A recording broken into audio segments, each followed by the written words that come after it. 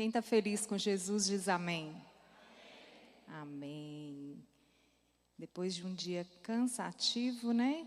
A gente vem para a casa do Senhor e Ele renova as nossas forças.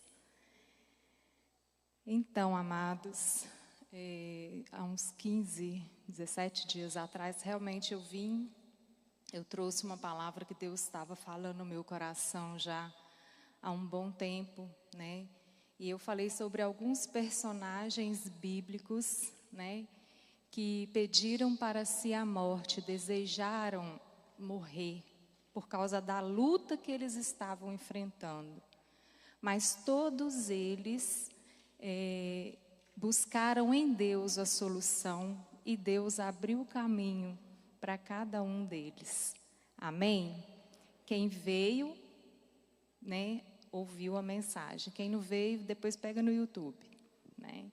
E hoje, eu gostaria de perguntar para você aqui. Quem aqui nunca passou por um luto? Quem aqui nunca perdeu nada? Quem aqui nunca perdeu um amigo? Pode ser por morte ou por briga, por algum desacordo.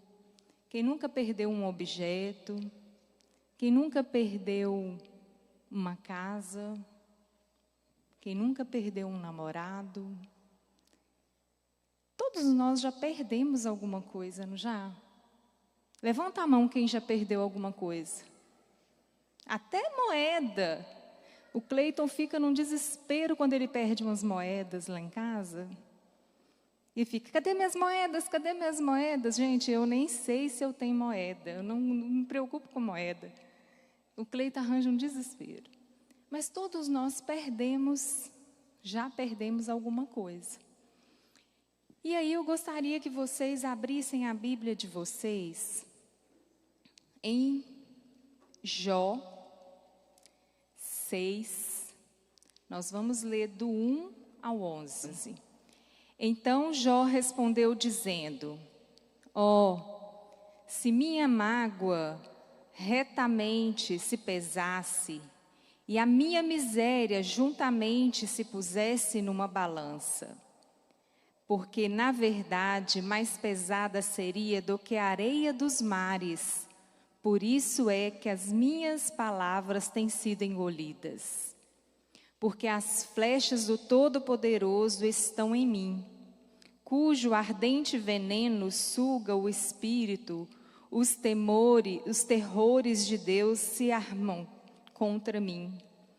Porventura, zurrará o jumento mortez junto à relva?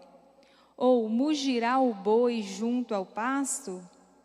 Ou comer-se-á sem sal o que é íspido? Ou haverá gosto na clara do ovo? A minha alma recusa tocá-las, pois são para mim como comida repugnante.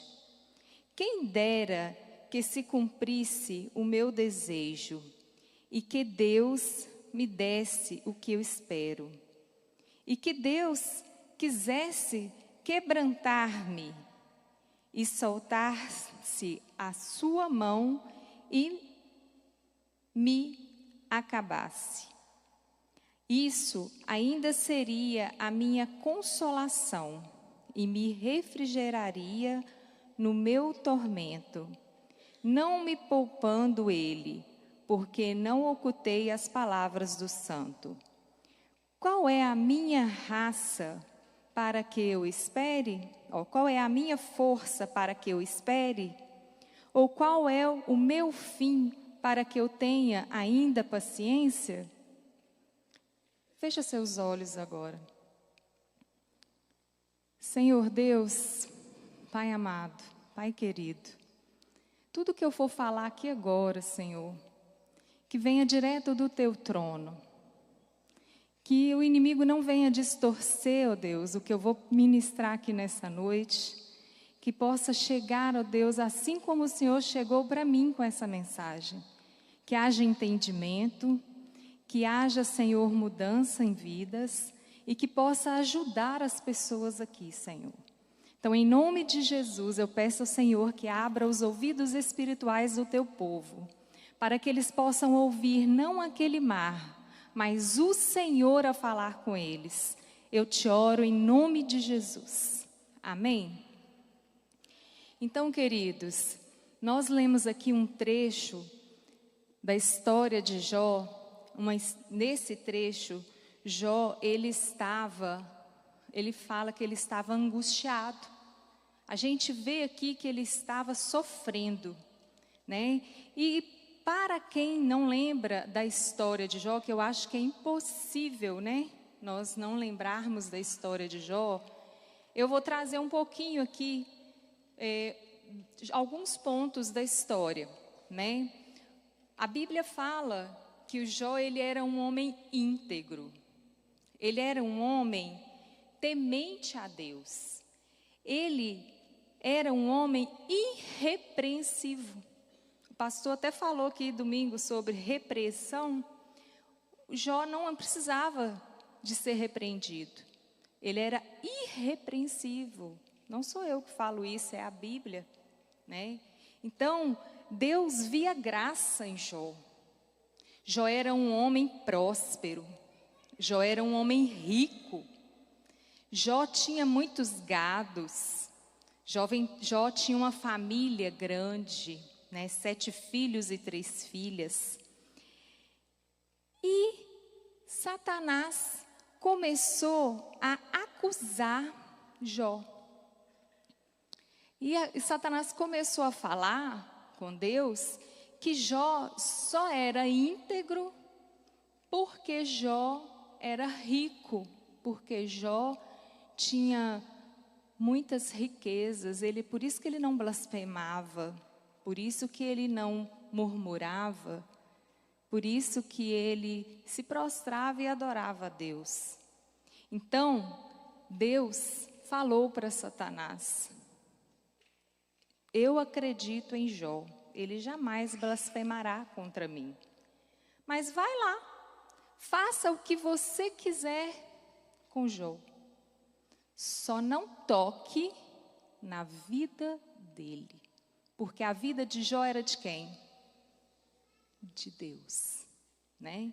Então Deus não permitiu que o inimigo tocasse na vida de Jó. Deixou tocar em tudo, né?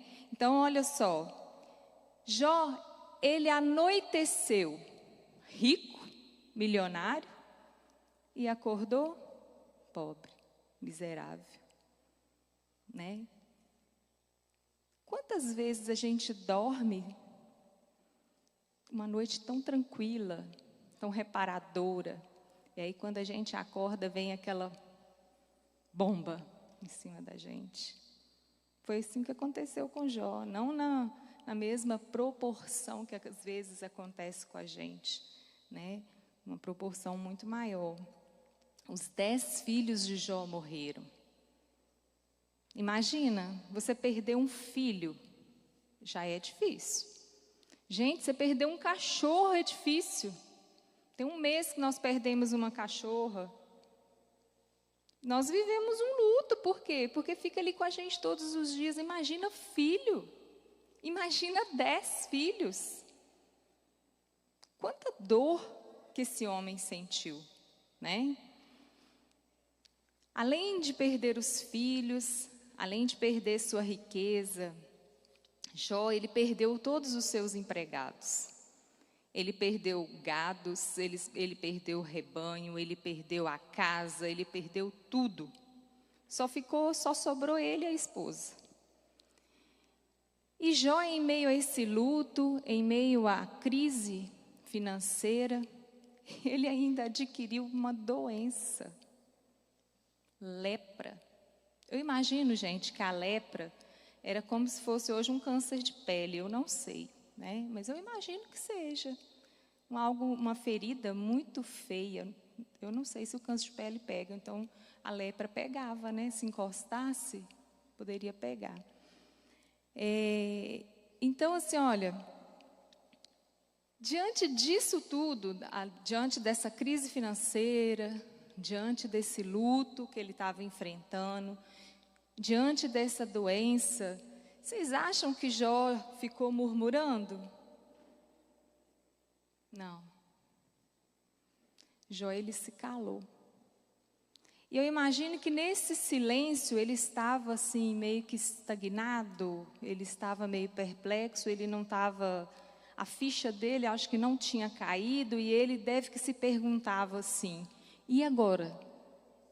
Que horas que vai ser eu e a minha esposa? Já perdi tudo, agora só resta nós dois. Talvez ele estava pensando assim, a Bíblia não fala isso, mas eu imagino que ele estava pensando isso. Sabe? E aí, Jó, lá em Jó 1:22 fala assim, olha, em tudo Jó não pecou, não murmurou, nem atribuiu a Deus tamanha desgraça em sua caminhada. Quanta sabedoria, quanta inteligência emocional esse homem tinha. Que mesmo sofrendo, mesmo destroçado, destruído, ele não murmurou. Ele não se levantou contra Deus.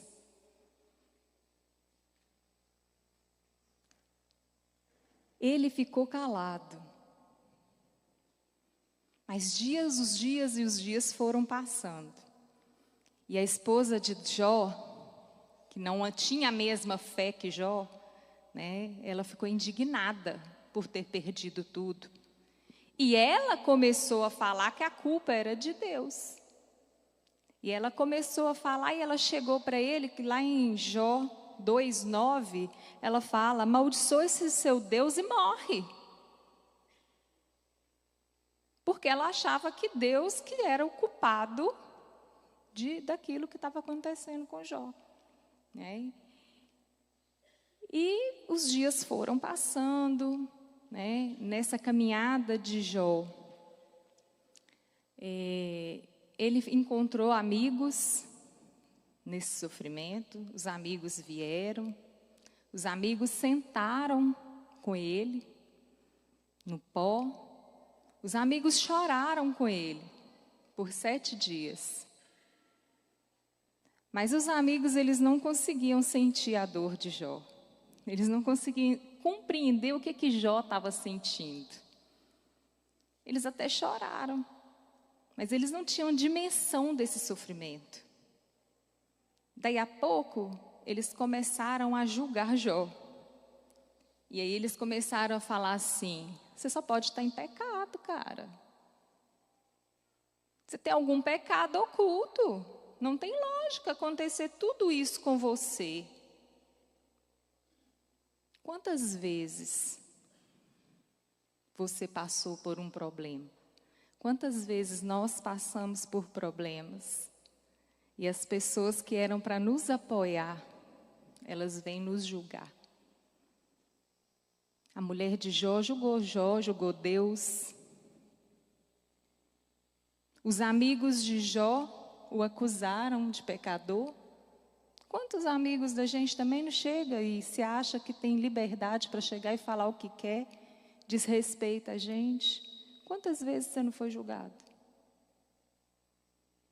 Quantas vezes nós não somos julgados por algumas atitudes nossas, por algumas decisões nossas? Isso não acontece aqui não, né, irmãos? Acontece? Só acontece lá fora.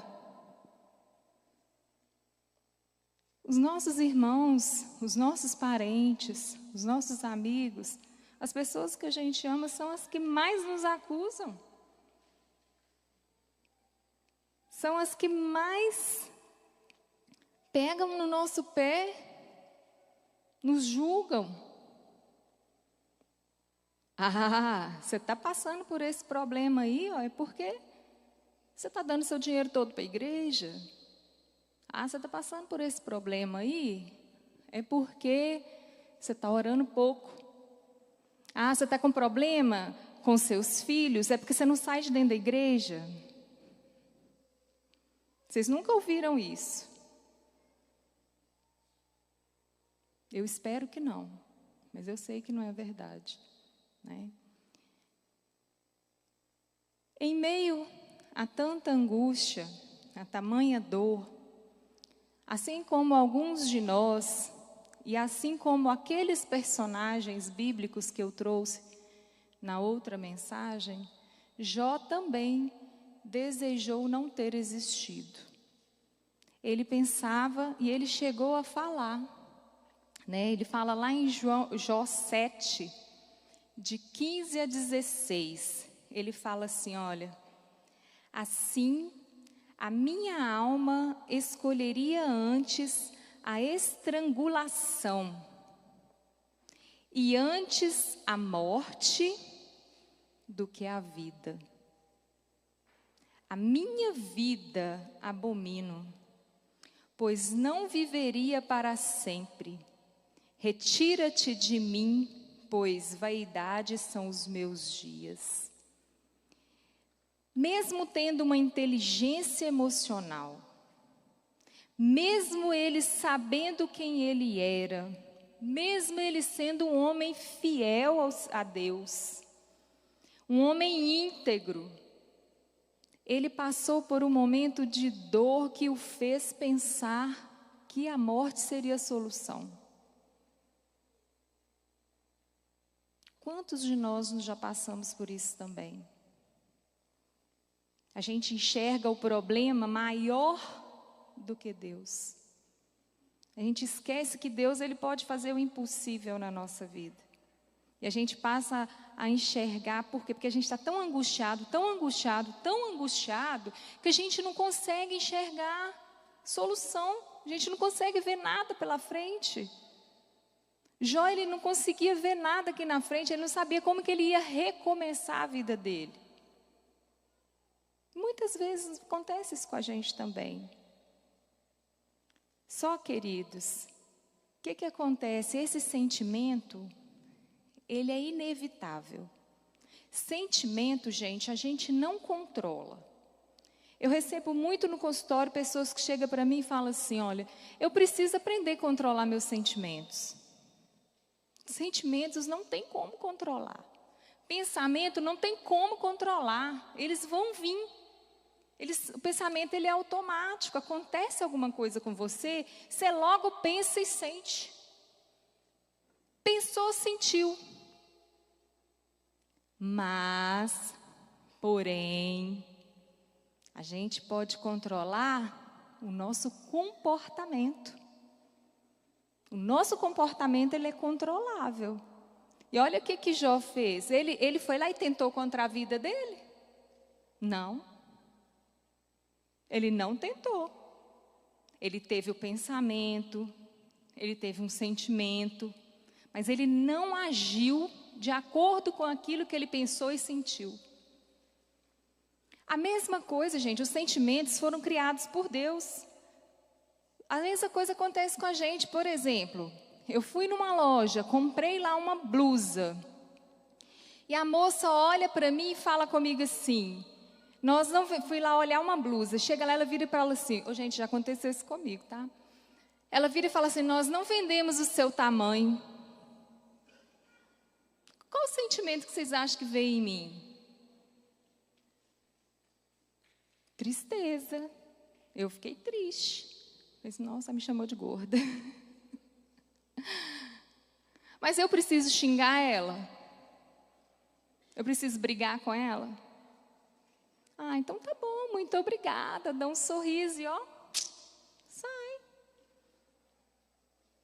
Na hora, o meu pensamento foi o quê? Abusada.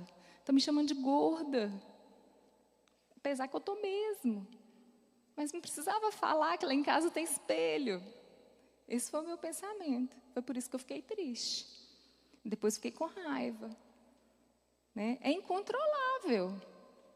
Mas a minha atitude de serva do Senhor, né, de uma profissional da área da saúde, tem que me né? Me comportar diferente do que as pessoas comportam com a gente, né?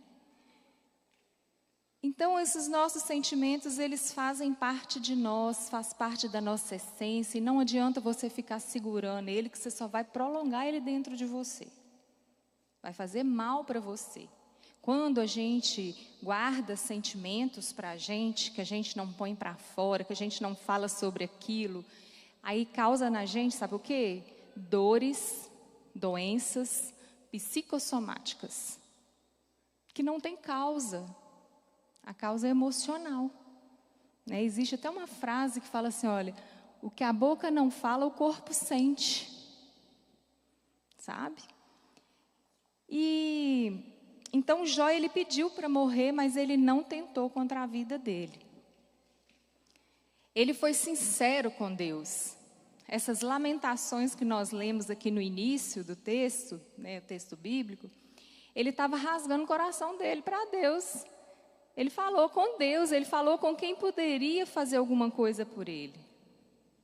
Ele não murmurou com os amigos, ele não murmurou com a esposa, ele reclamou, ele abriu o coração, ele rasgou a sua essência para Deus que o criou, né? E Deus, ele respondeu às reclamações de Jó. Deus abençoou Jó com o dobro de tudo aquilo que ele tinha perdido. Lá em Jó 42:10, fala assim, olha, e o Senhor virou o cativeiro de Jó, quando orava pelos seus amigos. Jó ainda orou pelos seus amigos, gente. E o Senhor acrescentou em dobro a tudo quanto Jó antes possuía.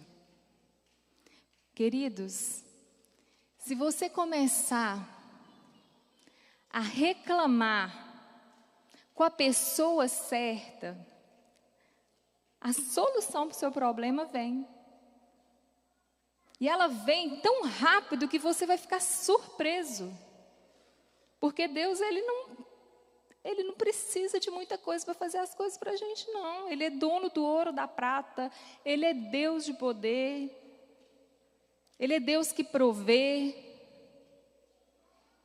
Então, para Ele, um estralar de dedos, Ele resolve para a gente. Se está demorando o que você está pedindo, é porque talvez você não está pronto.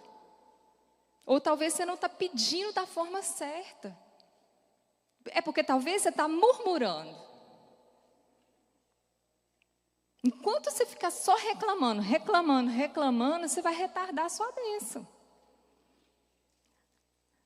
Teve uma pessoa que pregou aqui, e eu uso isso lá em casa até hoje, gente. Foi num congresso de família, que o pastor falou assim, quem reclama fica mais tempo no deserto. Eu uso lá em casa, menina, e funciona bem demais. Hoje, Vitor, vai lavar as vasilhas para mim. Ah, não, mãe, mas hoje não é meu dia. Agora você vai lavar as vasilhas e vai limpar o fogão. Ah, mãe, lavar as vasilhas, limpar o fogão e passar o pano no chão. Ah, tá bom, mãe, quem reclama fica mais tempo no deserto, né? É. A mesma coisa que o Giovano. Aí agora eles mesmos falam um com o outro. Não reclama não, hein? Ao deserto. Aprenderam. Né? Isso é para a vida prática. Eu aprendi aqui, tinha alguém pregando aqui, eu não lembro quem. Eu sou péssima para gravar nome. Mas a mensagem ficou e eu ponho ela em prática até hoje. Né? Então, assim, olha, diante de tudo que eu passei até agora para vocês, como o nosso tema é espiritualidade emocionalmente saudável, eu trouxe aqui 5 pontos para a gente conquistar uma espiritualidade emocionalmente saudável, né? O primeiro ponto é: tenha clareza de onde deseja chegar. Tenha objetivos. Você tem que saber o que você quer para a sua vida. que você quer para a sua vida? Para você pedir para Deus certeiro. Porque você vira e fala assim, Deus abençoa tudo que eu sou, tudo que eu tenho, tudo que eu quero. Mas o que você quer? A gente quer tanta coisa. A gente tem que ser específico, a gente tem que ter um objetivo. Primeiro eu quero comprar uma bicicleta. Então vamos orar para a bicicleta. Comprou a bicicleta? Agora eu quero uma esposa. Então vamos orar para a esposa. Né? A gente tem que ter um objetivo, a gente tem que saber onde a gente quer chegar. Para a gente pedir da forma certa. Vai ser fácil atingir, chegar nesse objetivo? Legendários, foi fácil chegar no topo da montanha? O que vocês encontraram? Obstáculos. O dia inteiro, todo momento, toda a vida, você vai encontrar obstáculo. E o obstáculo, querido, ele te faz crescer. O obstáculo, ele faz o caminho ter mais valor. Acolha esses obstáculos. Não murmura, acolha eles. Os desafios são colocados na nossa frente, às vezes, por Deus. Olha só, os desafios de Jó, quem deixou, quem permitiu, foi Deus. Ele precisava passar por aquela prova. Aliás, ele não precisava, mas Deus deixou ele passar por aquela prova. Porque ele era íntegro, né? Então ele não precisava. Mas Deus deixou ele passar por aquilo ali. Porque hoje ele é exemplo para nós. Né? Quando você não tem clareza do seu destino, sua vida vira um ciclo repetitivo. Adianta você guardar dinheiro sem ter um porquê? Você vai gastar. A fome bateu em pleno sábado à noite, você não está afim de sair, o que você vai fazer com o dinheiro que você está com ele guardado lá? Comprar lanche. Você não tem um objetivo? Aí vira aquele ciclo repetitivo. Guarda dinheiro, gasta dinheiro. Guarda dinheiro, gasta dinheiro. Jó entendeu suas provações e sabia onde precisava chegar. Ele tinha convicção que estava no caminho certo. Ele sabia em quem ele servia. Ele tinha essa convicção. Isso vai passar, porque eu sirvo um Deus que é fiel. Essa luta vai ter fim. Ela não vai durar para sempre. Jó sabia disso, ele tinha essa convicção. Que o nosso foco, irmãos, seja Jesus. Nós precisamos buscar o nosso foco em Deus. Sabe por quê? Porque Deus sabe o nosso amanhã. Adianta eu, Kelimar, querer um avião? Onde eu vou guardar? Como que eu vou pilotar? Eu não tenho dinheiro para pagar um piloto. Adianta eu pedir isso para Deus? Eu vou ter? Não. Mas eu posso pedir para Ele uma bicicleta, que eu tenho onde guardar e eu posso pilotar. Concordam comigo? Então, o nosso foco tem que ser em Jesus, tem que ser pautado, alimentado, naquilo que Ele quer para nós, naquilo que Ele tem para nós.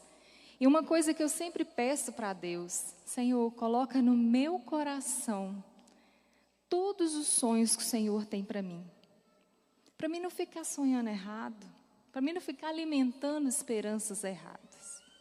Porque quando a gente coloca nas mãos de Deus, Ele vai trazendo. Irmãos, só meu marido sabe. Há uns 10 anos atrás eu estaria aqui, Cleiton. Corri demais de pegar um microfone na igreja. Corri demais. Desde o dia que eu comecei a falar com o Senhor, Senhor, olha, faça a tua vontade na minha vida. Eu vim para essa igreja, irmãos, para ficar sentado no banco. Eu não vim para aqui para trabalhar, porque eu estava cansada de trabalhar em igreja. Eu não procurei o pastor Antônio Carlos para mim conversar com ele, para me membrar na igreja, porque eu estava correndo dele. Sério. Um pleno domingo, a pastora Lindaura entregou um papelzinho para o meu marido e falou assim, olha, o pastor Antônio Carlos quer conversar com vocês amanhã, numa reunião na Sala Azul. E eu falei com o Cleito assim, uai, o que o pastor quer falar com a gente? Quando nós chegamos lá, o pastor nem deve lembrar, o senhor lembra? Quando nós chegamos lá, eu acho que o pastor não sabia que a gente já tinha trabalhado em igreja não, tá? Quando nós chegamos lá, o pastor virou para a Sônia, que a gente era da macrocélula da Sônia. Virou para a Sônia e falou assim, irmãos, vocês devem estar achando estranho o Cleito e aquele mar aqui, mas, Sônia, a partir de hoje eu estou reivindicando eles como meus 12. Como assim? Minhas pernas tremiam tanto, eu não conseguia levantar da cadeira. Porque eu fugi, eu fiz igual Jonas. Eu fugi. Mas não era a minha vontade que tinha que prevalecer. Deus queria me usar aqui. Deus queria nos plantar aqui para ajudar a igreja. E como que a gente fala não para as coisas de Deus, se a gente pede para Deus o tempo todo para Ele dirigir os nossos passos? Como? Então a gente precisa aprender a pedir Deus para guiar os nossos passos, né? A gente precisa, aqui o primeiro ponto, ter clareza de onde a gente quer chegar. Saber onde a gente quer chegar e que esse lugar seja o lugar que está no coração de Deus. O segundo ponto, aprender a lidar com as emoções. Oxa, isso aqui é difícil demais. Domínio próprio, paciência, os frutos do Espírito, estão tudo ligado aqui. Aprender a lidar com as emoções pode nos ajudar a ter uma vida espiritual saudável, emocionalmente saudável.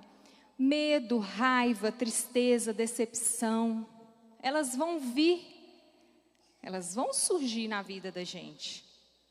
Mas a gente não pode deixar elas nos dominar. Elas têm que ser uma visita. Sabe aquelas visitas, irmãos, indesejáveis, folgados, que come demais, que dorme o tempo todo, que quer tudo nas mãos e não faz nada? Aquelas visitas chatas. Vocês já receberam visita assim?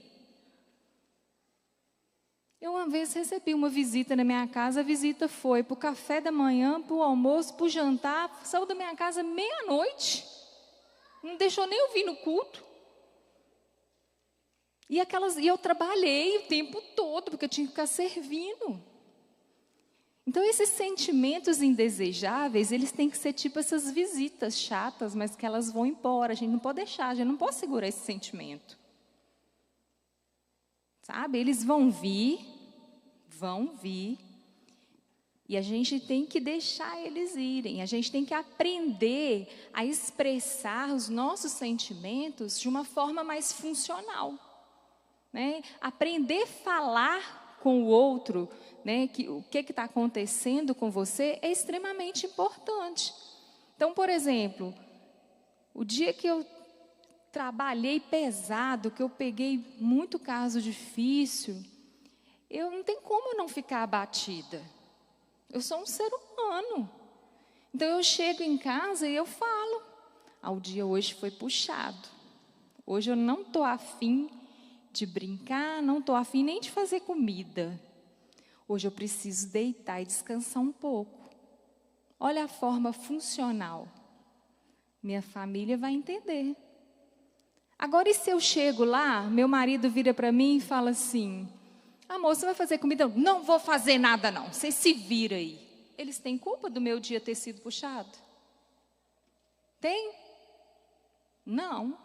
Foi eu que escolhi minha profissão, foi eu que escolhi meu trabalho. Eles não têm culpa. Então, a gente tem que aprender a lidar com essas emoções, aprender a expressar ela de forma funcional, de uma forma que você vai passar a mensagem daquilo que você está sentindo, de uma forma clara, sem descontar em ninguém. Nós precisamos viver os sentimentos, reprimir eles, segurar eles. Você vai conseguir segurar por um tempo, mas na hora que explodir, vai fazer um estrago terrível. Então, sentimentos reprimidos, eles causam estragos. E eles podem também prolongar o sofrimento. Jó, ele não saiu descontando nos amigos dele. Ele não saiu descontando na esposa dele.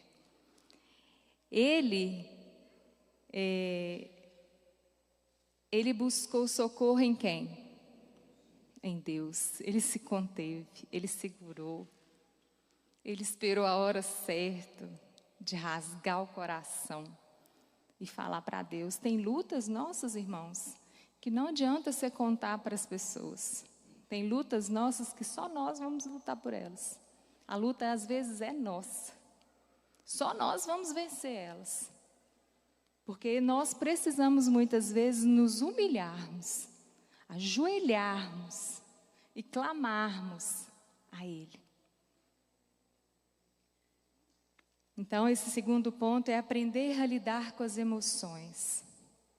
Terceiro ponto, desenvolva inteligência emocional.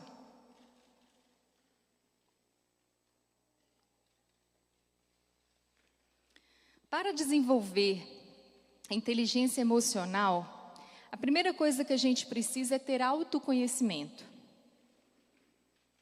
A primeira coisa que a gente precisa é se conhecer, saber da nossa identidade. Quem sou eu? Quem é você? Você tem convicção da sua identidade? Ou você copia o seu colega lá na escola? Você quer vestir roupa igual do seu colega, ou de um artista famoso. Você quer copiar gírias, copiar expressões, copiar alguma mulher bonita. Eu vou fazer umas mechas vermelhas porque a atriz fulana de tal está usando vermelho. Eu vou usar a bolsa da Luísa Barcelos porque todo mundo está usando.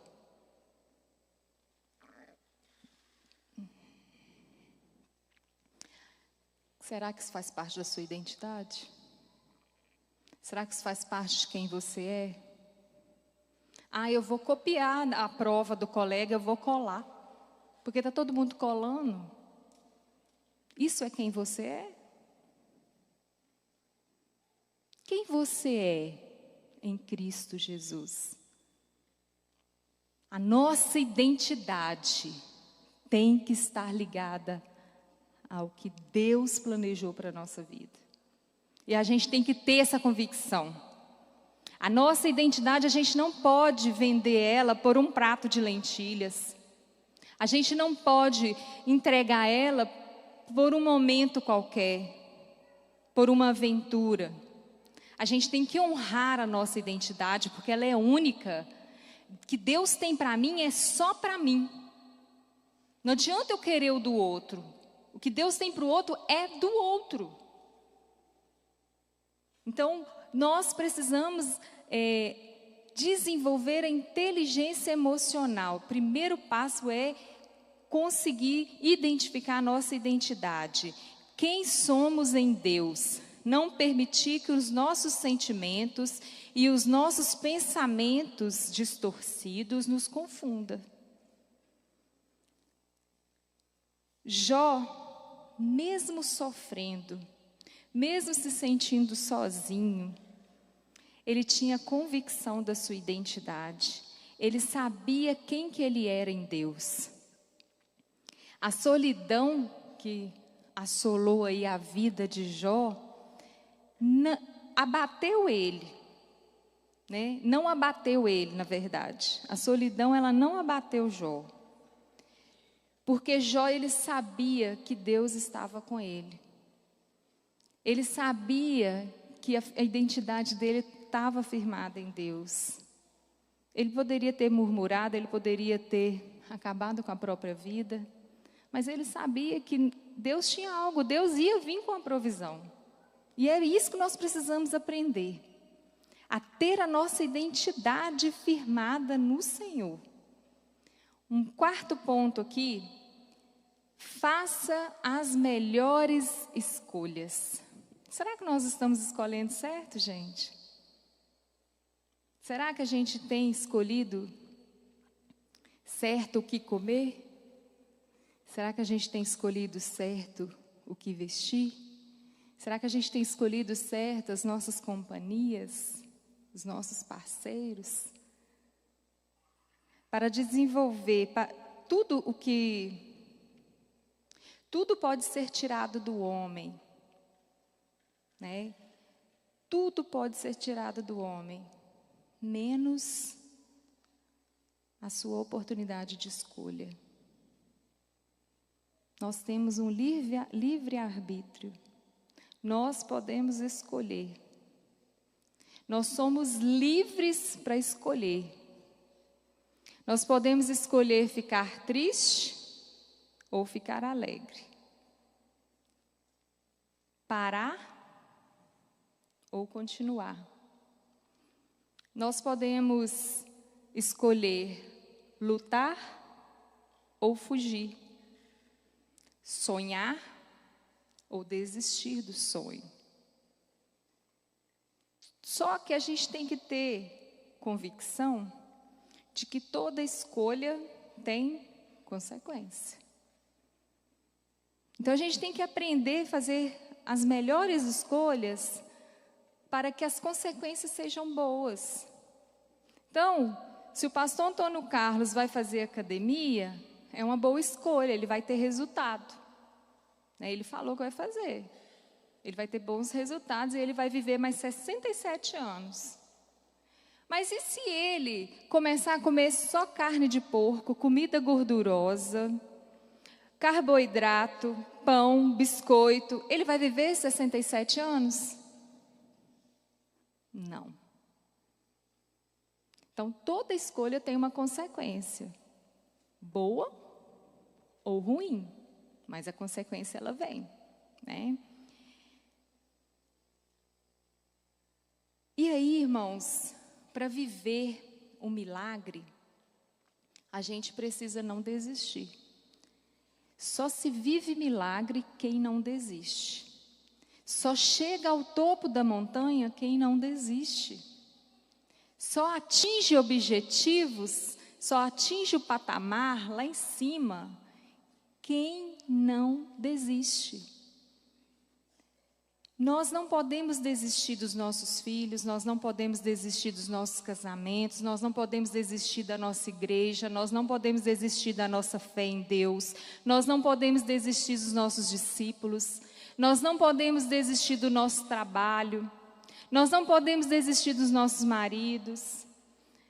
A palavra desistir deveria não existir, sabe? Acho que não deveria existir essa palavra, desistir.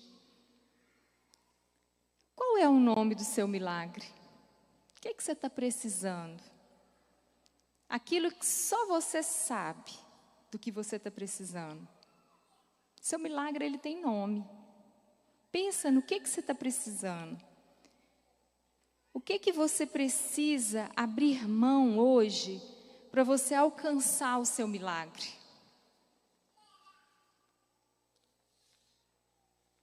Milagre, ele não vem do nada, a gente precisa fazer alguma coisa para alcançar milagre. As meninas que querem casar, se vocês ficarem só dentro de casa, não vir para o culto, vocês vão arranjar um irmão varão valoroso? Não vai. Tem que vir bonita, vir perfumada, tem que conversar com os meninos, né? Aí você vai encontrar aquilo que você está buscando. O quinto e último ponto, meu tempo está acabando. Se cerque de pessoas que vão te aproximar de Deus. Então, para a gente estar bem emocionalmente, espiritualmente, a gente tem que estar com pessoas que vão nos aproximar de Deus. Está fraco, meu irmão? Busca ajuda. Busca ajuda pastoral, busca ajuda aos seus líderes, busca ajuda profissional. A gente precisa ter mentores. Cada área da vida da gente, a gente pode buscar um mentor. A gente pode buscar um mentor para a área espiritual, um mentor para a área financeira, um mentor para questões organizacionais da casa, um mentor para a educação de filhos, sabe? A gente não precisa passar por tudo isso sozinho, não. Então, a gente tem que se cercar de pessoas que vão nos aproximar de Deus. Então, vigia também quem que você está escolhendo para ser seu mentor. Essa pessoa, ela professa a sua fé? Ela entende o que você fala? Ela é uma pessoa de Deus? Porque se você procurar um advogado que não serve a Deus, será que você vai ser bem direcionado? Né? A gente tem que buscar pessoas que professam a mesma fé da gente, né? E essas pessoas vão nos aproximar de Deus. Para concluir,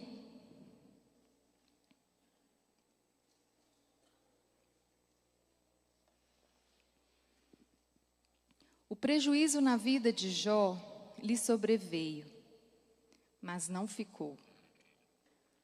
Ele não permitiu que ficasse, não murmurou, não pecou, pois em seu coração ele sabia, Deus era Senhor sobre tua vida. Queria de Deus não somente bens e família, mas queria sua presença, não importando se na saúde, na dor ou na bonança. Bastaria que Deus estivesse com ele para que eu pudesse louvar. Precisamos conhecer Deus dessa forma, na intimidade, não importando com o quanto nós temos.